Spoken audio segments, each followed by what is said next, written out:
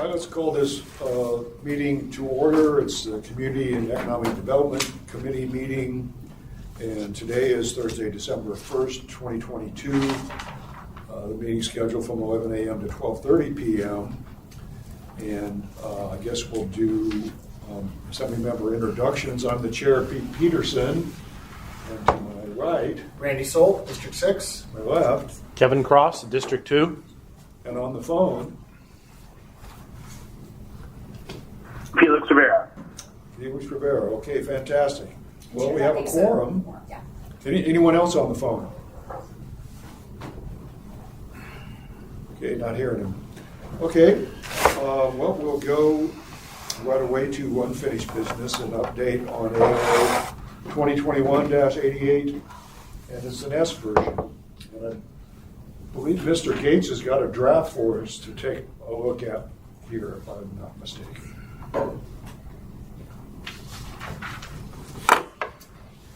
Yes, Mr. Chair, it was just distributed, and I apologize, we didn't get it out sooner, but we just sent it out and it should be on the Comedy's webpage 30 minutes ago. However, I think the subject matter experts for this are really the Development Services Department and their acting director, Ross Knopfsinger, who hoped to speak to this. He's not here today, but I think he will be able to attend our next meeting and talk about this some more. But if you wanted any discussion of the draft, I could try.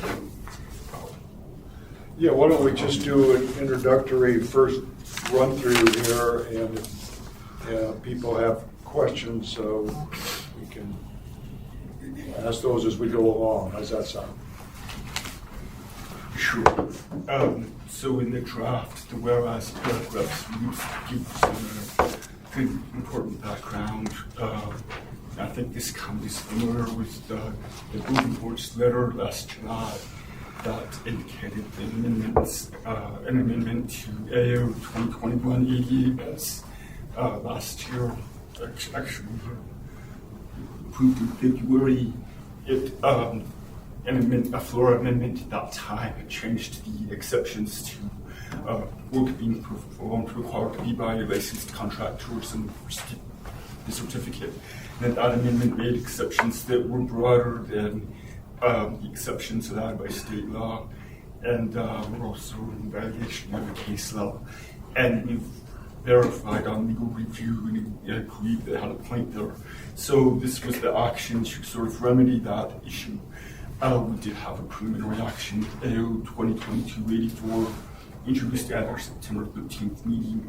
That was to just roll back to the previous language before AO 2021-88 and its amendment, just to resolve that issue of being less restrictive than state law allows, which is not allowed for us as a municipality, but home rule for this area of building code and licensing regulations.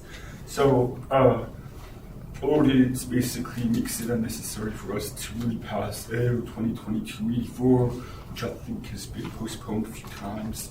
And this ordinance does a rewrite. So attached to the back is the existing code section 23.10.105.9 as amended by the February 2021 ordinance, which was too broad. So it's just attaching the current language and doing a complete rewrite on pages 2, 3, and 4. This language primarily drafted with the help of Development Services Department and Ross Knopfsinger. He circulated it among several of the staff there. So I did a rough review, but I actually wanted a bit more time to look at that. But I think it's generally aligned with how the state law and state regulations are worded. And just to give you a sense, though, state law, state regulations, licensing requirements, and their exceptions, they're rather convoluted and really difficult to navigate. So we're trying to do it. Actually, this does a bit better job of laying it all out, the exceptions for license or contractors, license or certificate that's required, and the exceptions. I guess the main point of all of this was a person who owns their own property being able to do their own work on the building and structure. And if you own your own residence and you live in it, it's pretty much the exceptions are very broad. You can do a lot of your own work. But if you don't own a structure, residential or commercial, the exceptions are narrower because it's used by others, right? So it's a public safety, life safety issue for the structure. So the exceptions here really reflect what's in state law in terms of a person owning their own structure. They can do some of their own work if it's not requiring a permit, plumbing, electrical, mechanical. And they can have their own employees do that if their employees are also advertised as being able to do that work for others. So they can have their own employees do certain work. But there are certain types of construction or reconstruction work that will still require a contractor. So that's just sort of a quick summary of all of this. I think, and my recommendation is that the committee look at this with Mr. Knopfsinger and Development Services Department staff here to talk about it. Okay, and we can put this back on the agenda for our next meeting in January, and hopefully Ross will be able to make that meeting, and also give committee members a chance to take a closer look at this between now and then as well. This just became available here in the last half hour or so. Any questions or comments from members of the committee? Mr. Cross. No, I just read through it as Dean was giving his presentation explanation, and it tackles the things, it appears to tackle the things that we were specifically trying to address, although not as articulately the first time, which was allowing business and property owners to do maintenance and repair work on their own properties. Not necessarily big changes or anything that requires a permit, but under the scope of a permit, allowing those individuals to make repairs on their property. And from what I see here, we've achieved that, so I appreciate it. All right, good. And you know, I was reading through this, and there was something that I saw that sort of stuck in my mind, that an electrical contractor is required, if they're going to do electrical work on a building, is required to have a permit, you know, but the people doing the actual work don't necessarily have to have all the, you know, the credentials or whatever. I was looking for that. I didn't see it in here, but it just seemed, you know, like there was some sort of it was a technical mistake or something. But the fact that we're trying to adjust our code so that it meshes with the state makes it a little more challenging. And but I think we've got a good start here with the draft. Mr. Solt? So I have a question on Section A, Sub-bullet 3, Sub-bullet C. We have a limitation, so we all just read it. The owner shall be limited to construction of one building every 2 years. Why do we have that? Let's see, isn't that the owner-builder regulations? If you construct more than one building, commercial property, and every 2 years you have to get a contractor's license. Okay, so it's I believe that the licensing. I believe that's what happens. Is what happens. You know, if you're working on your own property or you're an owner-builder, it falls within that provision. But if you start constructing more than one building, you're now considered a general contractor, and so there's additional licensing requirements. Okay, fair enough. Is that correct? Yes, I agree with Mr. Cross. That rationale, I think, and this language is actually the same as the state laws. So I haven't actually read the rationale. That exactly makes sense. I think that's the basis of it. All right. Good, thanks. Fantastic. Any other questions or comments from members of the committee or members of the administration? Yes, sir. How about members of the public? Well, member of the public, okay. This is for Dean for the drafting. I'm looking specifically at subsection B, or section B, subsection 3.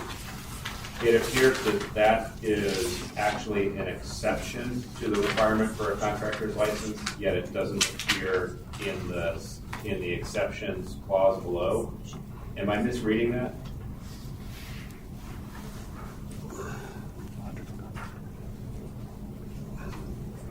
Which section is this again? So this is 2310-1051B, as in boy. Subsection 3, which starts an owner who acts as the owner's own contractor. I don't think you're misreading it. This is why I want to be more careful with you before we actually put this forward or have it submitted. But thank you for pointing that out, Mr. Schulte. And it needs to be reorganized and put down in the B4 exceptions. Thank you. Gotcha. All right. Fantastic. Anything else? Anybody else notice something? Okay, well, fantastic. Well, we'll continue this until our next meeting next year. Let's go down to number 3, new business. And it's a discussion, we're going to be talking about abolishing minimum lot sizes.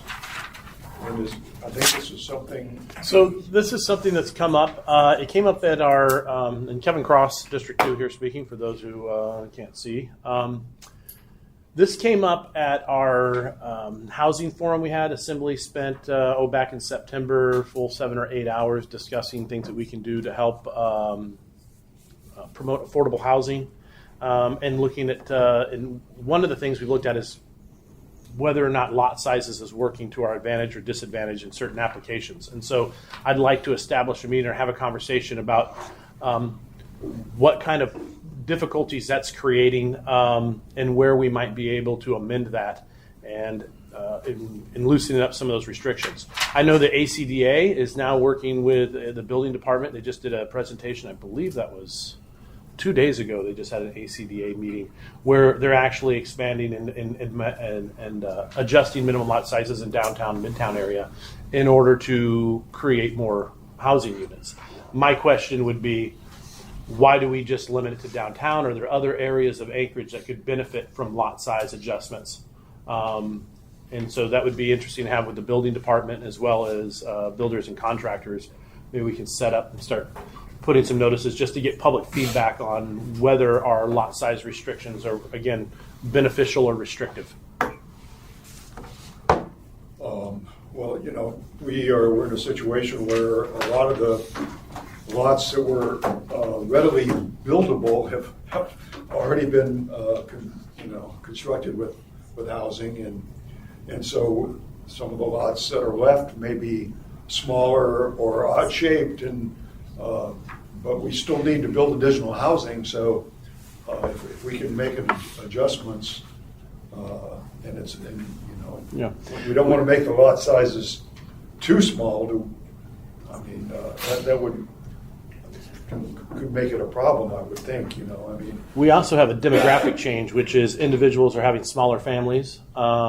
We also want to encourage a younger workforce and environment. So looking at the traditional 3-bedroom, 2.5 bath, 2-car garage, 1,800 square foot home on 7,000 square foot lot, maybe a little bit restrictive for future planning and needs. And so is there a market, and is there a way we can assist with whether it's tiny houses or some of these alternative forms of construction which have crept up in the last 7 to 8 years, and making sure that we're ahead of the curve and not behind it in looking at our code applications and looking at lot sizes. I just want to have a conversation and get the ball rolling, take a look at where that is, and talk to the public and talk to our contractors on where they see if there is an opportunity and if we're not unintentionally in our own way.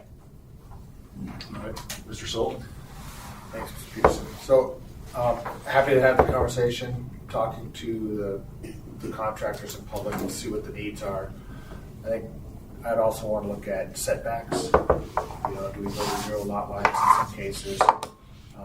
My concern is I would want a minimum lot size. Whether that's a tiny home, you're going to have some boundary. Because I guess my concern would be someone taking an existing lot, subdividing it, cutting off a corner and trying to build a house on it where it really wasn't intended to be there. So, Okay. I may respond. I think you would unintentionally, without having definitive parameters, end up with minimum lot sizes just simply because if you're sticking to the 20-foot setback in the front, 5 feet on, and then 10 feet in the back, 5 foot on each side. If you have setbacks, you're going to end up with a minimum lot size, even if the house is 20 square feet. It's like with a setback and restriction, you're going to end up with something.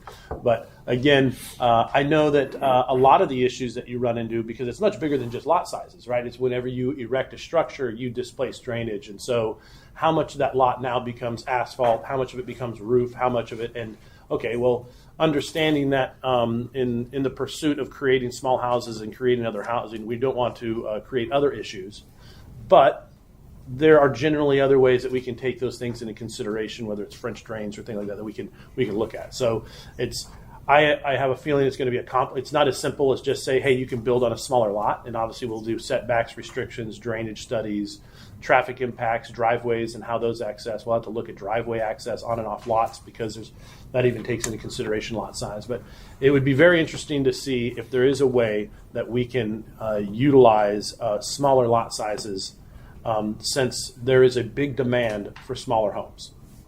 And how do we do so responsibly and take advantage of that market and provide housing much more affordably? Because land is one of your largest acquisition costs. Right. So, thank you. Thank you, Mr. Cross. Well, Mike, I'm thinking about setbacks. If you have houses that are already constructed on both sides of a lot, and you allow the new home to have smaller setbacks, that could create hard feelings among the neighbors, to say the least. So, I'll have to take that into consideration as far as the setbacks are concerned. But so currently, my question is what is in code for minimum lot sizes? Does anybody have that available? Yeah, it varies by zoning district. By zoning Varies, district? but the standard is usually about 6,000 square feet. That's the most common minimum lot size. That was Mr. McKenna Foster. You said about 6,000 square feet is the normal minimum lot size? In some cases, for example, if you have a townhouse, you can go down to 2,000 square feet, but you have to have 3 townhouses. Or maybe you have a duplex, you can have maybe 3,000 square feet, but of course you have the two units. So in effect, 6,000 is in most cases the fundamental minimum lot size. And then there's another one in the subdivision code, which is in chapter 8. There's a hard, it's about 2,100 square feet, which is the absolute minimum. So even if there were no lot size minimums in the zoning code, in the subdivision code, there's still a minimum of about 2,100 square feet. So it does kind of vary by zone. Okay, thank you. Mr. Shooty? Yeah, just to add for Mr. Salt's awareness, the minimum lot sizes in his district in particular are quite large, and sometimes for good reason. So there are exceptions to that, but that is usually a tough exception to move once your constituents get involved. Yeah, that would make sense, for sure. All right. Any other questions or discussion about abolishing minimum lot sizes? Just that it would be nice for us to do some research on that. See, I guess, I don't know, maybe meet with buildings and services, or I would like to delve further into that. We don't necessarily have to do it here at this meeting at this time, but it would be really helpful if I had the specific code provisions. And then my intention is to go back to home builders and things like that and say, give me specific instances where this has either been a blessing or a curse. And so I can understand if there's a problem to be solved and there's an opportunity there. Well, and we could look to see if there's other jurisdictions that have, adjusted the minimum lot sizes and see how that worked for them. And if they did, maybe they had some problems and they had to make some adjustments, and so we might be able to see their mistakes and avoid them. Well, maybe and also if the intention is to create an opportunity for tiny houses or small houses or whatever you want to label them as, perhaps rather than abolish lot sizes, it is create a new code provision that just specifically addresses projects like that. And that here's your cutout. If you're trying to do this, this is what those requirements must be. So create a whole new section in code for small Specifically houses, for or- small houses, they must meet they got to meet this criteria. So rather than scrap everything we have, we just amend what we have to take care and how do we adjust? How do we take advantage of this section of the housing and provide those opportunities without taking apart everything that we've built upon in all the other areas. That may be another way to do it. Rather than abolish lot sizes, it's come up with a section or come up with something that addresses tiny houses. Mr. Sol? Yeah, I think looking into this, it comes back to, I think, a tiny house subdivision is essentially a mobile home park or trailer park, just modern day version of it, right? So maybe that's the section of code we start working with. Well, it doesn't have to be. It can be a condo association where the land is owned in common, and then you own the structure on it. But within that, there's provisions that allow for different plans. So maybe it ends up taking on a different provision in code and falls more under a condo. Because when you have private development, who owns the land, right? That's how you get away with a lot of these subdivisions that have almost that minimal parking, right? Because it's all owned in common, and since they're private property owners, you're not subject to a lot of the parking restrictions and parking requirements. Yeah, in a way that then ties back to like an RV resort. There you go. Okay. There you go. Yeah, where the landowner owns it, then you own the trailer that sits on it. Yeah, and trying to tailor it to something that we have, maybe do some few modifications versus redeveloping the whole code learning section. Yeah, you just get a lot more flexibility on mobile homes because, throw the wheels on it and haul it off. But these tiny homes would probably have what we would see would be standard or conventional foundations, and so different. It would be more. So your topography would have to be taken into consideration for drainage issues because now you got crawl spaces. So yeah, it would be. I know that there's a big market for it. It's growing, and so how big of a demand would be helpful, because if there's not a big demand, it's not worth our time. But if the home builders and our contractors, and we get a sense that, hey, yes, there's some opportunities here for us to do it, then it would be worth pursuing, because it's an inexpensive way to create housing units. Mr. Ball? Shelley? Oh, Shelley Roughton, Assembly Policy Analyst. I did receive an email from Andre Spinelli on behalf of AHBA late last night, and while this list isn't ready for prime time, he did send me a list of policy considerations that we would like to begin working with them on, or he would like us to begin working with them on. And one of those addresses this in a little bit of a different way. Mm-hmm. And as he words it, he would like us to look at, or the group of them would like us to look at, reduce minimum lot size and max lot width to allow for small lot subdivision per the goals of the 2040 land use plan. Current process of unit lot subdivision or planned unit development add additional costs and fees. So that's a little bit different twist and going at it a different way. So I think there are a lot of different ways to skin this cat that I think if we bring together the building community, maybe we can get a whole bunch of different ideas. Excellent. All right. Yeah. Thank you. And any other questions or comments about this item? All right. Fantastic. Well, we'll move down to the next item. Discussion is item B under new business, treatment of triplexes and fourplexes as residential versus commercial construction. Yeah, this was another item that came up in our work session that we did back in September. And so what we have here is we have it's an interesting situation, but if you were to ask somebody what do they consider a commercial construction, it depends on who you ask. What I mean by that is municipality banking recognizes commercial as anything triplex and larger. Residential is duplex and single family. However, most of the lending in the banking world and those individuals who fund real estate recognize residential all the way up to fourplex, and that is that you can use VA loans, FHA loans, owner-occupied, minimum down payment loans that have mortgage insurance in order to purchase them. They are the most quickest and efficient way for you to add rental units to an area that has a housing shortage. Why? Because it allows an individual with, say, a VA loan. The first time a veteran uses their VA loan, there is no loan limit. You can literally go out with zero down, purchase a $800,000 fourplex. There's some appraisal things that go out. I've sold one for over $1 million to a guy out in Wasilla. 4 houses on one lot. That's what they call a fourplex out there. But essentially, he was able to purchase this property zero down and create 3 beautiful housing units that he was able to rent out, right? So new construction. And so, but what we run into is that although that may be residential, easy to purchase, the minute it goes to triplex, they become commercial construction, and the cost of construction goes up tremendously.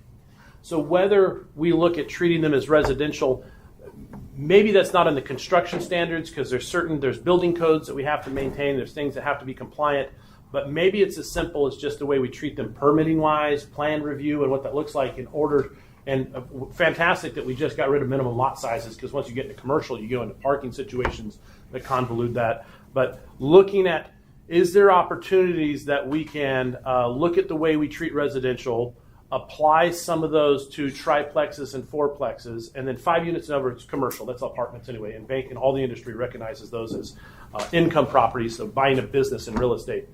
But is there a way that we can encourage construction of triplexes and fourplexes, and what are the hurdles that we're having in the way? And maybe that goes back with setbacks, restrictions, parking requirements.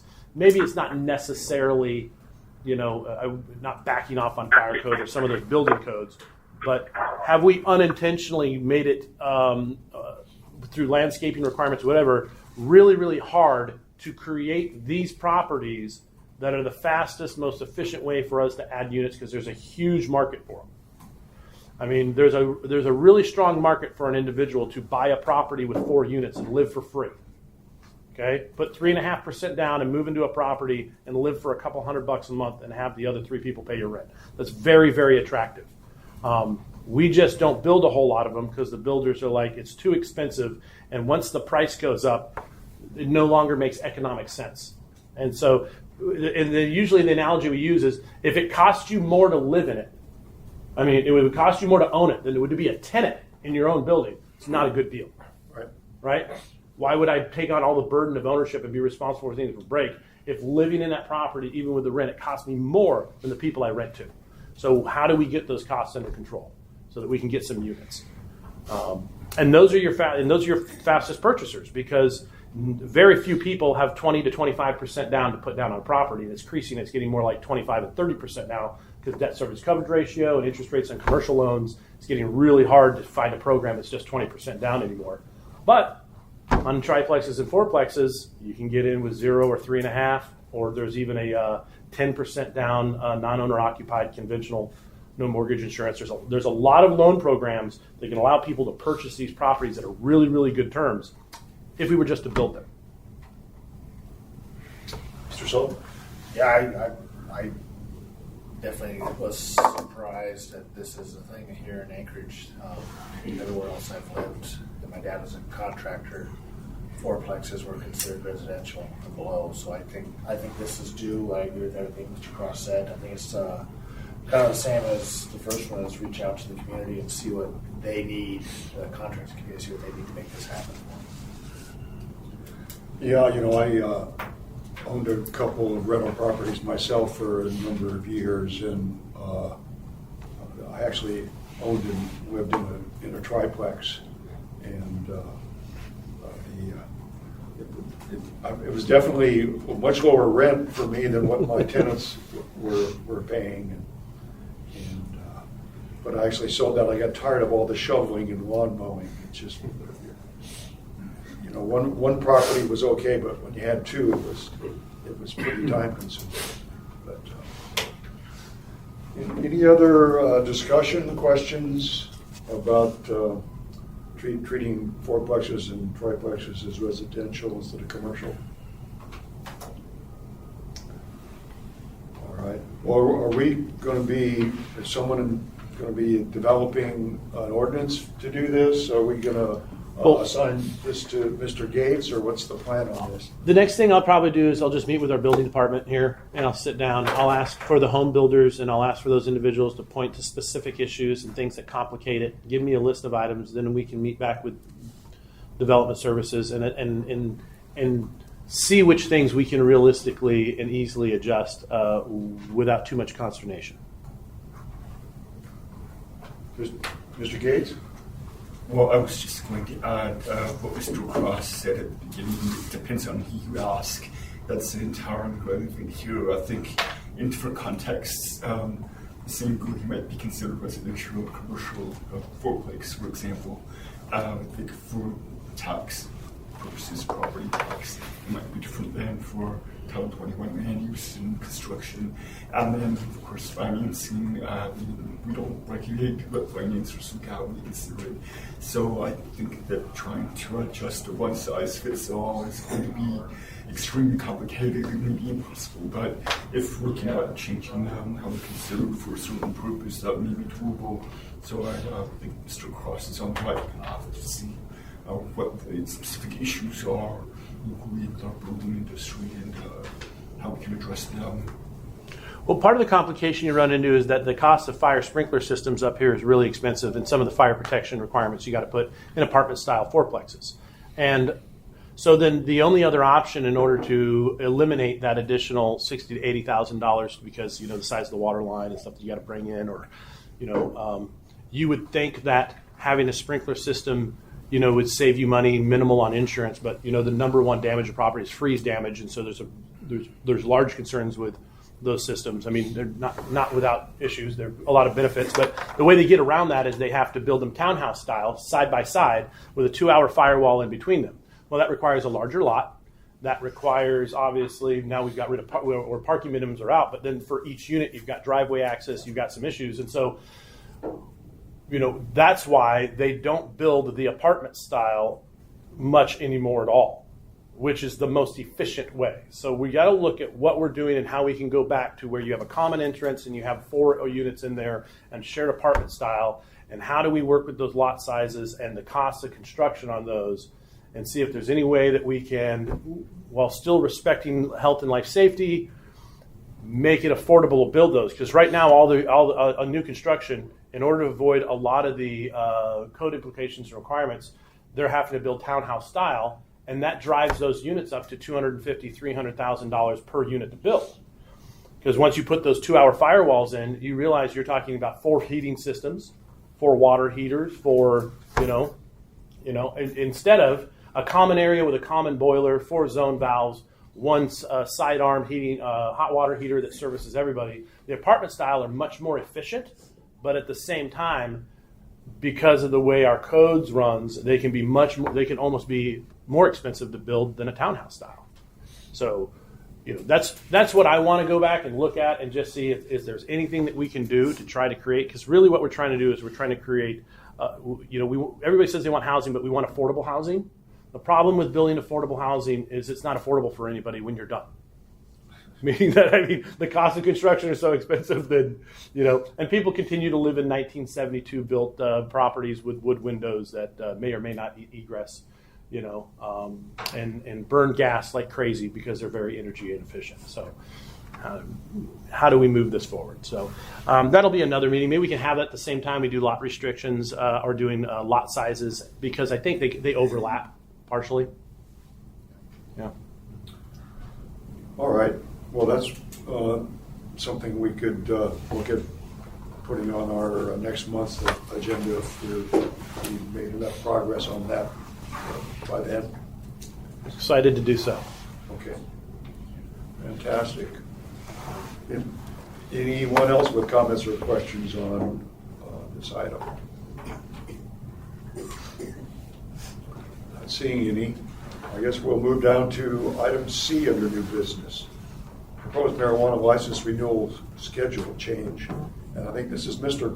Constant's idea, and I don't believe he's called in today. Is he on the phone yet, Mandy? You know? Let's see, there's some cell numbers that I don't recognize, but I would assume he would have.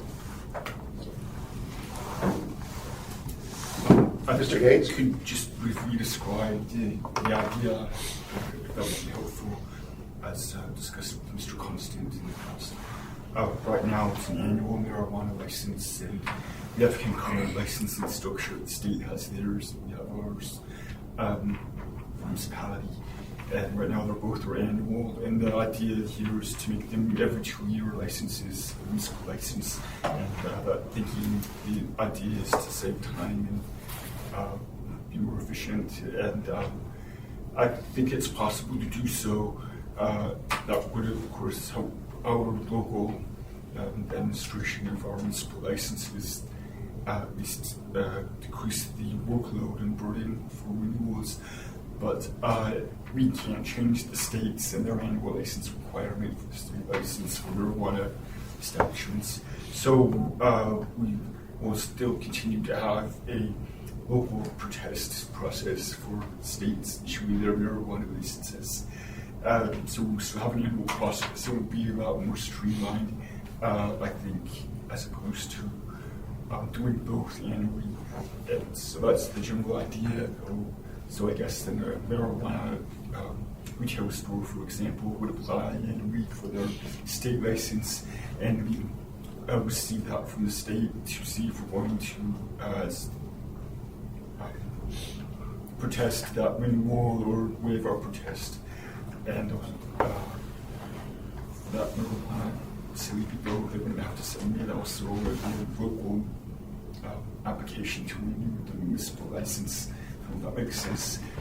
I think it would be a lot more streamlined. We see on our agendas regularly a waiver of protests for those operators and businesses that are in good standing and have no issues. And our 10B section of our agenda, which we have named, we see a whole bunch of them for the liquor licenses. And I think that it looks similar to that for the annual state marijuana license protests. And we would have that center section 13 here. But that's just my general overview of what the project looks like and what the ramifications might be. Okay, Mr. Cross. Yeah, my recollection from that conversation that we had, that was probably about 3 months ago. This resulted from, we had a small handful of 5 or 6 marijuana licenses that they had turned in their paperwork, but not realized they had to file the paperwork in 2 different areas. And so I know that Mr. Constant was working on trying to create something that's not only biannual, but where those filing dates are more aligned. Otherwise, you're doing 2 different annual licenses, but they're at different times of the year, and then you just feel like all you're doing is filling out paperwork every couple months. Right. And so what can we do to streamline that paperwork, keep them on top of each other, and then and make it easier for the business owners who are like because what we found was that they were operating in good faith. They'd completed all the paperwork, they had done everything, and then they turned it in and assumed that, that if it went to one department, it went to the next. And that's not necessarily the case. As we know, government doesn't always talk to what other departments are doing. And so how do we, since the marijuana industry is fairly new here and has been a pretty good source of revenue for us, how do we encourage that by making the filing and licensing requirements more in line with what the state's doing and easier for them to conduct business? Well, so my question is there something in state code that would not allow us to go to a 2-year cycle for renewals? Yeah. That's an excellent question for Mr. Constance, who is working on this and digging deep. So, but I mean, or unless Dean knows off the top of his head. That was sort of Mr. Constance's first question. And we can change our local license requirements. I don't think it would be prohibited by state law from doing that. We can't change the states and their local licensing. So and maybe if we do it, they might decide, the state might see how it's working for us and say, well, hey, that actually seems to be working fairly well. Maybe they change sometime in the future. Dishonest has something. Dishonest? Thanks, Mandy with the clerk's office. I'm business license official, so I do process the marijuana license applications and So yes, we can do it. The state doesn't prohibit us with our licensing scheme from anything that we want to do as long as it doesn't conflict with their regulations. And there's nothing about that in their regs. And I do believe Mr. Constant was in discussions with AMCO and a couple of legislators to try and move the state's licensing to being biannual as well. So that's kind of in the discussion. So hopefully we can move that together. I will say from my perspective, if we went ahead and did it separately, it will be a lot more work to differentiate our license years from the states. There could be more confusion for the applicants that are having to do it every year with the state still and only every other year with us.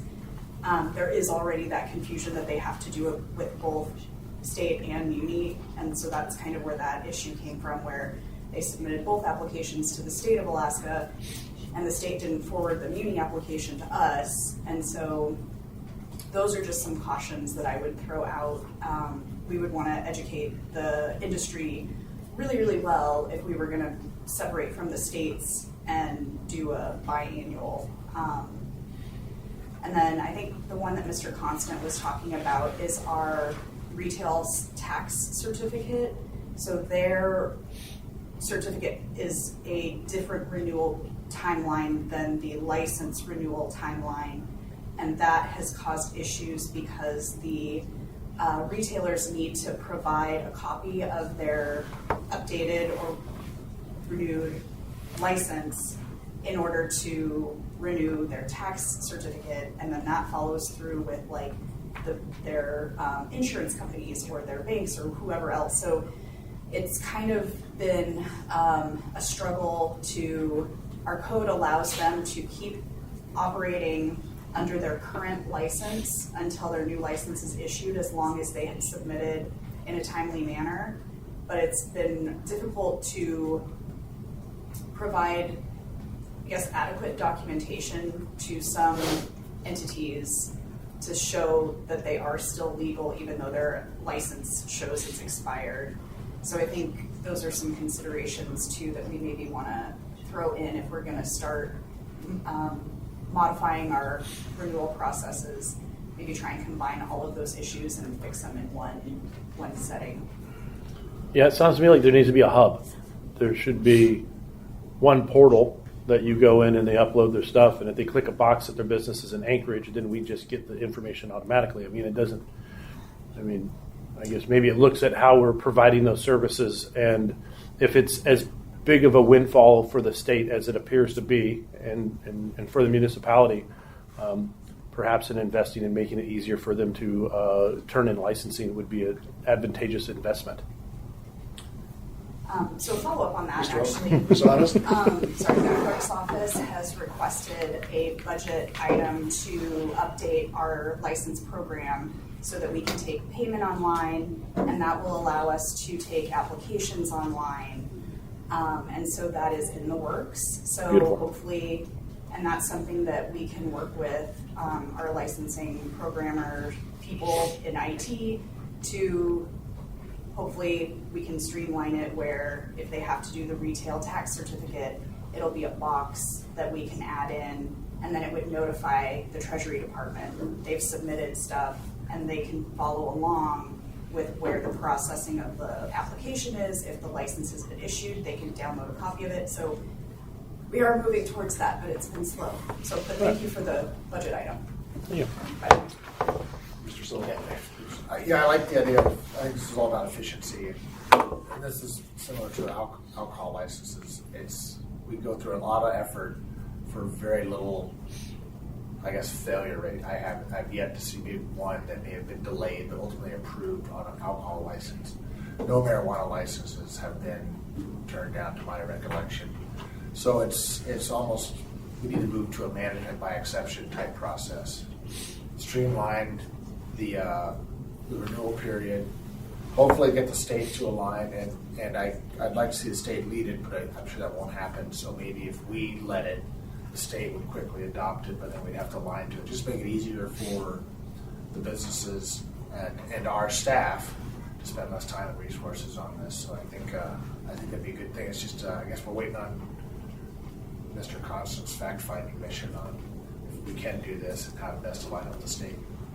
Well, then this is something that could be included in the legislative program as well as long as we're going to be discussing items with legislators. This could be something we could throw out there and try to make the licensing more efficient for the marijuana business people in the state and the community as well.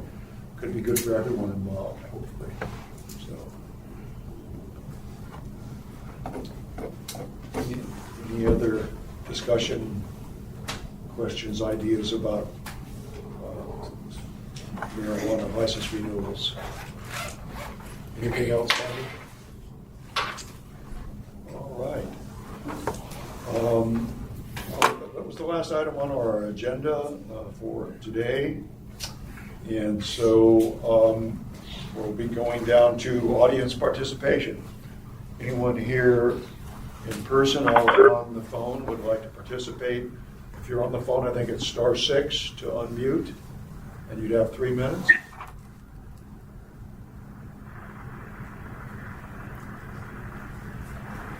Not seeing any hands. Anyone in the room? There's a few people on the phone, Anybody on the phone? Not hearing anyone. Well, I guess we're ready for adjournment. I'll take a motion to adjourn. Motion to adjourn. Thank you. We are adjourned.